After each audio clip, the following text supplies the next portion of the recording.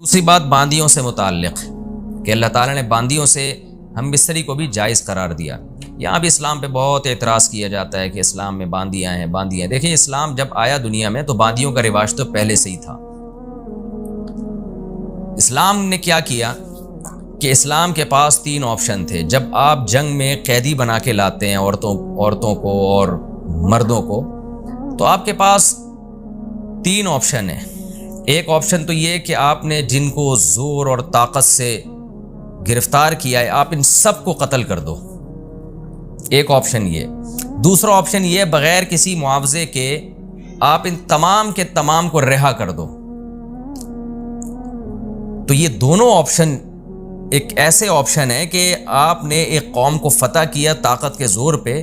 اور اب آپ ان کو رہا کر کے دوبارہ ان کو اپنے لیے تیار کر رہے ہو، تو یہ ممکن نہیں ہے۔ تو تیسرا آپشن یہ تھا کہ اسلام ان کو یہ کہتا ہے کہ ان کو ایسے ہی چھوڑ دیا جائے، یعنی اسلامی ریاست میں یہ ایسے ہی آزاد گھومنا شروع کر دیں۔ یہ بھی غلط ہے کہ آپ نے ایک تو نیچرلی یہ چیز جو مجاہدین ہیں وہ فطری طور پر اس کو قبول نہیں کریں گے کہ ہم نے اتنی محنت کی ہے اور اتنے جو ہے وہ محنت کے بعد ہم نے کسی قوم کو فتح کیا تو ہم کیسے چھوڑ دیں اس کو۔ تو تیسرا ایک اعتدال والا آپشن یہ تھا کہ ان کو غلام اور باندیاں بنا لیا جائے۔ تو غلام اور باندی بنانے میں کیا ہوگا کہ جس کا غلام ہوگا اس کے حوالے کیا جائے گا کہ اب اس میں کوئی خوبی ہے تو وہ خوبی آپ کی طرف منسوب ہوگی، اس میں کوئی خامی ہے تو آپ کی طرف منسوب ہوگی۔ تو لوگوں نے غلاموں کو اپنی اولادوں کی طرح پالا ہے اسلامی تاریخ میں، غلاموں کو پڑھایا لکھایا، یہاں تک کہ غلام حکمران بھی بنے ہیں، غلام گورنر بنے علاقوں میں، بڑے بڑے محدثین فقہاء ایسے جو غلام تھے۔ کیوں؟ جب کسی کے مکمل ہینڈ اوور کر دیا گیا نا، اس کے خادم بنا کے اور غلام بنا کے، تو اب اگر وہ کوئی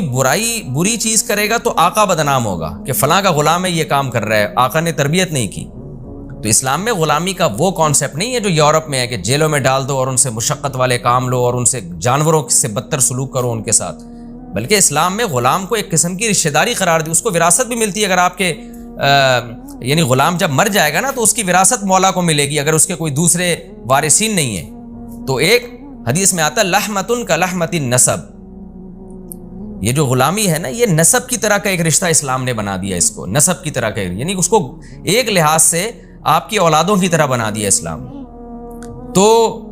کتنے بڑے بڑے محدثین ہیں، نافع عن عبداللہ ابن عمر، مشہور محدث حضرت نافع، یہ عبداللہ بن عمر کے غلام تھے جو آذربائیجان سے آپ ان کو گرفتار ہوئے تھے، اس کے بعد ان کے غلام بنے اور اتنا علم حاصل کیا کہ بخاری میں کتنا نام ہے حضرت نافع کا جو عبداللہ بن عمر کے غلام تھے، اور کتنی ان کو عزت ملی اس سے۔ تو یہ غلام جب مرد کی شکل میں ہوگا یا عورت کی شکل میں ہوگا، تو عورت کی شکل میں اگر یہ ہے تو پھر اگر اس سے آقا کو سیکشول ریلیشن کی اجازت نہ دی جائے تو اس میں 2 نقصان ہیں۔ ایک یہ کہ سوسائٹی میں زنا پھیلے گا،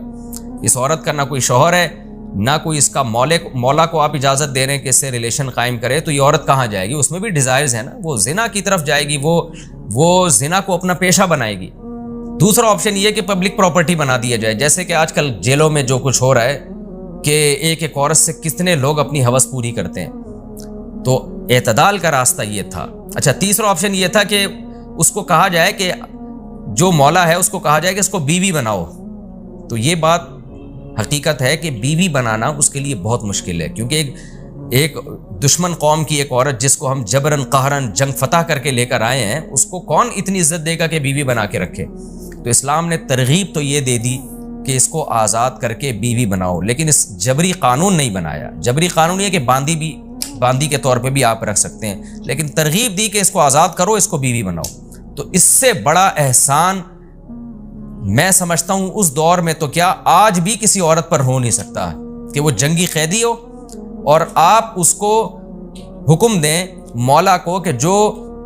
یعنی اس کے ساتھ اچھا سلوک کرو، اس کی تمام تر رسپانسبلٹی تمہاری ہے، یہ تمہاری خدمت کرے گی، اور اس کو ترغیب دے کہ تم اسے آزاد کر کے اگر بیوی بنا کے وہ تمام حقوق دو جو ایک آزاد عورت کے ہوتے ہیں، بیوی کے ہوتے ہیں۔ اس کو اسلام نے اتنا اپریشیٹ کیا کہ اسلامی تاریخ میں ہزاروں ایسے واقعات ہیں، صحابہ میں، تابعین میں، تبع تابعین میں، کہ باندیوں کو آزاد کرتے تھے اور ان کو بیوی بنا کے ان سے شادی کرتے تھے، تو اپنے جیسا ان کو یعنی مقام اور مرتبہ دیا۔ میں اس پر پہلے بھی بہت ڈیٹیل میں بات کر چکا ہوں کہ اسلام میں جو باندی اور غلاموں کا تصور ہے وہ نہیں ہے جو آج دنیا میں چل رہا ہے، وہ بہت ہی مبارک اور بہت ہی پیارا تصور ہے۔ تو غلام کے لفظ سے لوگ دھوکہ دینے کی کوشش کرتے ہیں، تو اس سے بہتر اسلام کے پاس کوئی آپشن نہیں تھا جو اسلام نے اس وقت اختیار کیا۔ اور پھر ایک اور اہم بات یہ ہے کہ جن کو غلام بنایا بھی گیا تو ان کی آزادی کے لیے بھی اسلام نے بہت ساری تدبیریں رکھی ہیں کہ قسم کھا کے اگر آپ نے توڑ دی تو آپ کو غلام آزاد کرنا پڑے گا، غلطی سے آپ سے کوئی بندہ قتل ہو گیا تو آپ کو غلام آزاد کرنا پڑے گا، آپ نے اگر بیوی سے زہار کر لیا، کوئی جو زہار کی ڈیٹیل انشاءاللہ اس کے حکام میں آئے گی، تو آپ بیوی جب تک حلال نہیں ہوگی جب تک آپ غلام آزاد نہیں کریں گے۔ تو اتنے مواقع پر اسلام نے غلام آزاد کرنے کا حکم دیا اور یہ قانون بنا دیا جو ایک دفعہ آزاد ہوا قیامت تک اس کو دوبارہ کبھی غلام نہیں بنایا جا سکتا۔ تو اس طرح سے بھی اسلام نے غلامی کو الٹا ختم کیا ہے۔ تو بہت ساری چیزیں اول نظر میں سمجھ میں نہیں آتی، لیکن جب آپ ان کی ڈیپتھ میں جاؤ گے تو آپ کہو گے کہ واقعی اسلام ہی دین فطرت ہے، اور اسلام نے جو انسانوں کے لیے قوانین بنائے ہیں وہ کوئی عقل وہاں تک پہنچ ہی نہیں سکتی۔ باقی یہ کہا جاتا ہے کہ یہ صحرا تو امریکہ کو جاتا ہے اور مغربی طاقتوں کو جاتا ہے کہ انہوں نے دنیا سے غلامی کو ختم کیا، تو وہ والی غلامی جو اسلام میں جو غلامی کا تصور تھا، اس وہ غلامی وہ نہیں ہے جس کو امریکہ نے ختم کیا۔ یہ تو جنگی قیدیوں کا ایک تصور تھا، اور جو جس طرح سے غلام بنا کے مارا پیٹا جاتا تھا اس کو ان لوگوں نے ختم کیا، اور جو حقیقت یہ ہے کہ وہ بھی صرف لیبل لگا کے ختم کیا ہے، حقیقت میں وہ بھی ختم نہیں ہے۔ آپ جائیں جنگی قیدی جو جیلوں میں پڑے ہوتے ہیں، کیوبا کی جیلوں میں آپ نے دیکھا نہیں کتنے سال لوگ کس طرح کیا سلوک ان کے ساتھ ہوا ہے، تو وہ جو درندگی والی غلامی تھی وہ آج بھی ختم نہیں ہوئی ہے۔ اور ایک اہم ترین بات یہ بھی ہے کہ اسلام میں غلام اور باندیوں کا تصور تھا، جس کی وجہ سے اسلام نے فقہائے کرام نے غلام اور باندیوں کے احکام لکھے۔ دنیا میں اگر کوئی دوبارہ بڑی جنگ ہوتی ہے اور دوبارہ سے غلام اور باندیوں کا سیٹ اپ آ جاتا ہے تو دنیا کے پاس کوئی قانون سازی نہیں ہے کہ غلاموں کو کیسے رکھنا ہے اور باندیوں کو کیسے رکھنا ہے۔ اسلام کے پاس ایک لا پہلے سے موجود ہے۔ عین ممکن ہے کہ فیوچر میں بڑی جنگیں ہوں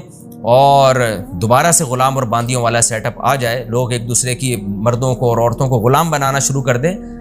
تو مسلمانوں کے پاس تو پورا ایک سیٹ اپ ہے کہ کیا سلوک کرنا ہے، کیسے ان کے ساتھ رہنا ہے، لیکن غیر مسلموں کے پاس اس بارے میں کوئی سیٹ اپ موجود نہیں ہے۔ اسلام قیامت تک کے لیے آیا، اس کے حکام بھی قیامت تک کے لیے۔ تو لیکن ایک بات خوب سمجھ لیں کہ اسلام میں جو غلام اور باندیاں بنانا جائز تھا،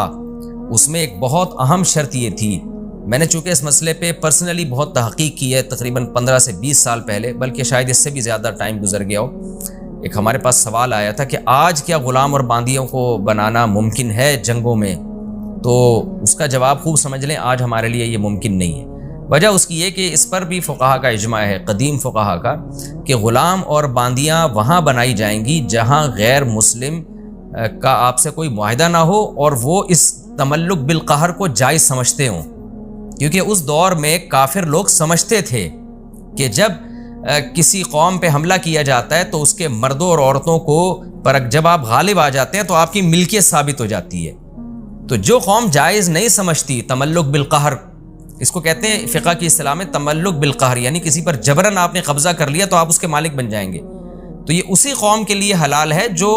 حلال کا مطلب اسی قوم کے ساتھ جائز ہے جو اس عمل کو جائز سمجھتے ہوں۔ آج پوری دنیا کا ایک ایگریمنٹ ہو چکا ہے کہ کسی بھی مرد اور عورت پہ اس طرح قبضہ کیا گیا تو وہ غلامی میں نہیں آئے گا، تو اسلام اس ایگریمنٹ کو جائز سمجھتا ہے، کیونکہ اسلام میں غلام اور باندی بنانا کوئی فرض نہیں ہے، نہ اس دور میں فرض تھا نہ آج فرض ہے، بلکہ ایک آپشن تھا آپ کے پاس۔ تو اگر آپ ایگریمنٹ کر لیتے ہیں، بین الاقوامی کوئی معاہدہ دنیا کا آپس میں ہو جاتا ہے، تو پھر اسلام اس معاہدے کی پابندی کا حکم دیتا ہے، پھر یوں نہیں کہا جائے گا یہ معاہدہ شریعت کے خلاف ہے۔ تو لہذا چونکہ دنیا میں ایک ایگریمنٹ ہو چکا ہے تو وہ جائز ہے آپ کے لیے، اگر آپ ایگریمنٹ کر لیں کہ بھئی ہم جب تم پہ حملہ کریں گے تو تمہارے مرد اور عورتوں کو غلام یا باندی نہیں بنائیں گے، اور تم جب ہم پہ حملہ کرو گے تو ہمیں بھی نہیں بناؤ گے۔ تو اگر کوئی قوم یہ ایگریمنٹ کر لیتی ہے تو پھر تملک بالقہر یعنی زبردستی کسی قوم پہ غالب آنے سے اس کے مرد اور عورت غلام نہیں بنتے۔ یہ مسئلہ آج سے 1000 سال پہلے فقہا لکھ چکے ہیں، حالانکہ اس دور میں تو بہت زیادہ رواج تھا غلام اور باندیوں کا۔ یہ بہت ڈیٹیل میں نے اس لیے بتایا کہ ایک شہوت پرست لوگوں کا ایک ایسا بھی طبقہ ہے جو آج بھی اس چیز کو جائز سمجھتا ہے کہ ہم کسی ملک میں جا کے کسی عورت کو اٹھا کے لے آئیں زبردستی قبضہ کر کے تو وہ ہماری باندی بن جاتی ہے، اس طرح سے زنا کو پروموٹ کرنے کی کوشش کرتے ہیں۔ تو خوب سمجھ لیں اس طرح سے کوئی عورت باندی نہیں بنتی، اور اس کے ساتھ اگر کسی نے ریلیشن قائم کیا تو وہ زنا کہلائے گا۔ تو سوائے اب ایک ہی راستہ ہے، وہ راستہ یہی ہے کہ آپ نکاح کریں عورت کی طرف پہنچنے کے لیے۔ نکاح کے علاوہ تمام آپشن آپ کے پاس بند ہو گئے۔ میں نے جو باندیوں کے بارے میں کچھ تفصیل بتائی ہے، بہت مختصر تفصیل ہے، اس پر میرا کلپ یوٹیوب پہ مل جائے گا کہ یہ جو باندیوں سے جب ریلیشن ہوتا تھا اس سے اولاد بھی ثابت النسب ہے، اس اولاد کو وراثت بھی ملے گی، اور اسلام نے ایک پروٹوکول یہ بھی دیا تھا کہ جس باندی سے آپ کی اولاد ہو گئی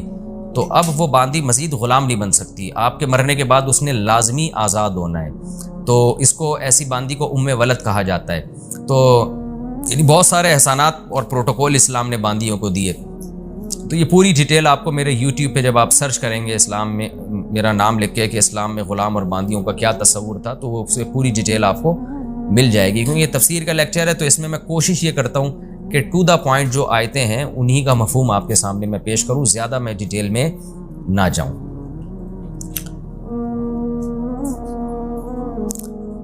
تو آگے اللہ تعالیٰ کا ارشاد ہے فَمَنِ ابْتَغَىٰ وَرَاءَ ذَلِكَ۔ اچھا، یہ جو فَإِنَّهُمْ غَيْرُ مَلُومِينَ ہے، اللہ نے فرمایا جو بیویاں رکھتے ہیں تو وہ قابل ملامت نہیں ہے۔ اس آیت کے تحت فقہاء نے لکھا ہے کہ اگر کوئی شخص زیادہ شادیاں کرے یا زیادہ باندیاں رکھے، جو پہلے زمانے میں رکھتے تھے لوگ، تو 1000 باندیاں بھی اگر وہ رکھتا ہے نا، اور اس کا ارادہ ہوتا ہے کہ میں ایک اور مزید خرید لوں، فَلَامَهُ أَحَدٌ، تو اسے کوئی شخص ملامت کرتا ہے کہ تو اتنی بیویاں رکھ رہا ہے، اتنی باندیاں رکھ رہا ہے، یخشیٰ علیہ الکفر، تو ایسے شخص کے بارے میں کفر کا خطرہ ہے۔ کیوں؟ اس لیے کہ اللہ تعالیٰ کیا فرماتے ہیں فَإِنَّهُمْ غَيْرُ مَلُومِينَ، کہ جو بیویاں رکھتے ہیں باندیاں رکھتے ہیں وہ قابل ملامت نہیں ہے۔ تو جب اللہ تعالیٰ نے فیصلہ کر دیا کہ جو زیادہ شادیاں کرے، بیویاں رکھے اور ان کے ذریعے اپنی ایک ڈیزائرز کو پورا کرتا ہے، بشرطے کہ ان کے حقوق بھی ادا کرے جیسے کہ قرآن نے حکم دیا، تو وہ قابل ملامت نہیں ہے۔ تو پھر ایسے شخص کو ملامت کرنے والے کے بارے میں ڈر ہے کہ وہ اللہ کی گویا اللہ کے جو وضع کردہ قانون ہے اس سے بھی آگے نکل رہا ہے۔ تو اس لیے یہ بہت خطرناک بات ہے جب قرآن نے صاف لفظوں میں کہہ دیا کہ جو حلال طریقے سے اپنی خواہشات پوری کرتے ہیں وہ قابل ملامت نہیں ہے۔ اسی میں یہ بھی داخل ہے کہ ایک بڑی عمر کا آدمی ایک چھوٹی عمر کی لڑکی سے شادی کرتا ہے، نہ لڑکی کو اعتراض ہے، نہ اس کے ابا کو اعتراض ہے، نہ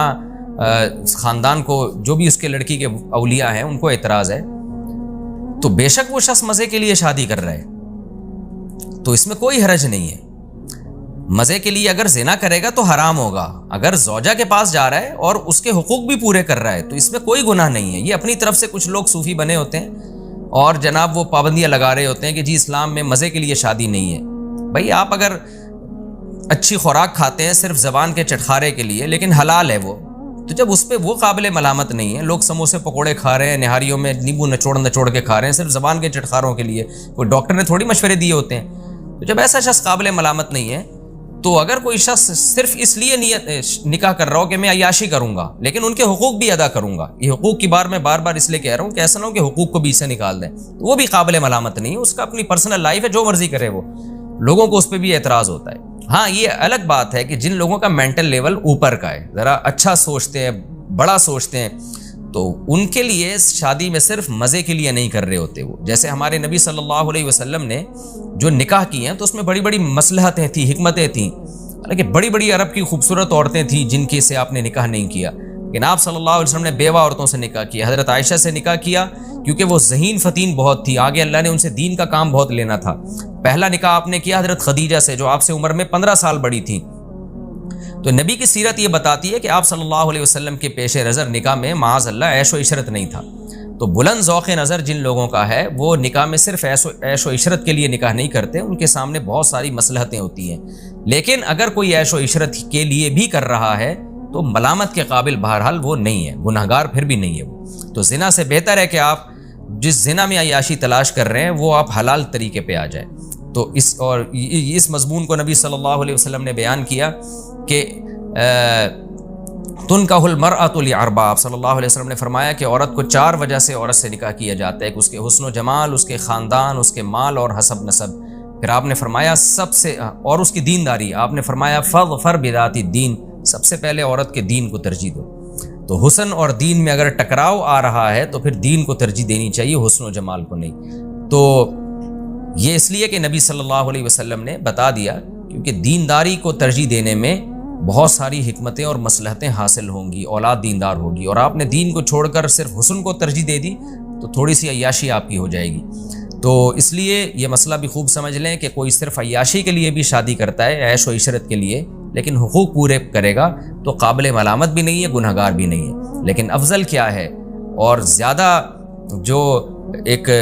اچھا انسان ہونے کی علامت کیا ہے اور پیغمبر کی سنت کیا ہے کہ نکاح کے پیش نظر صرف عیاشی نہیں ہونی چاہیے، بلکہ اولاد کا حصول ہونا چاہیے، خاندان آباد کرنا، کسی کو سہارا دینا، یہ ساری حکمتیں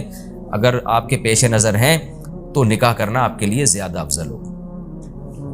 آگے قرآن کہتا ہے فَمَنِ ابْتَغَىٰ وَرَاءَ ذَلِكَ، پس جو اس کے علاوہ کوئی اور راستہ اختیار کرے گا. ذالکہ کہتے ہیں اشارے کے وقت، یعنی اللہ نے بتا دیا یہ نکاح اور باندھی، اس کے علاوہ کوئی بھی راستہ اختیار کرے گا. اشارہ یہ بلاغت ہے، یعنی اللہ نے متعین کر دیا کہ بس ان دو راستوں کے علاوہ تمہارے پاس کوئی آپشن نہیں ہے، باندھی بناؤ یا نکاح کرو، اور باندھی کا آپشن ختم، اب صرف نکاح کا آپشن. تو اللہ نے اشارہ کر کے کہہ دیا کہ اس کے علاوہ تمام کے تمام وسائل اور ذرائع تمہارے لیے. فَأُولَٰئِکَ هُمُ الْعَادُونَ، یہ لوگ اللہ کی حدود کو توڑنے والے ہیں.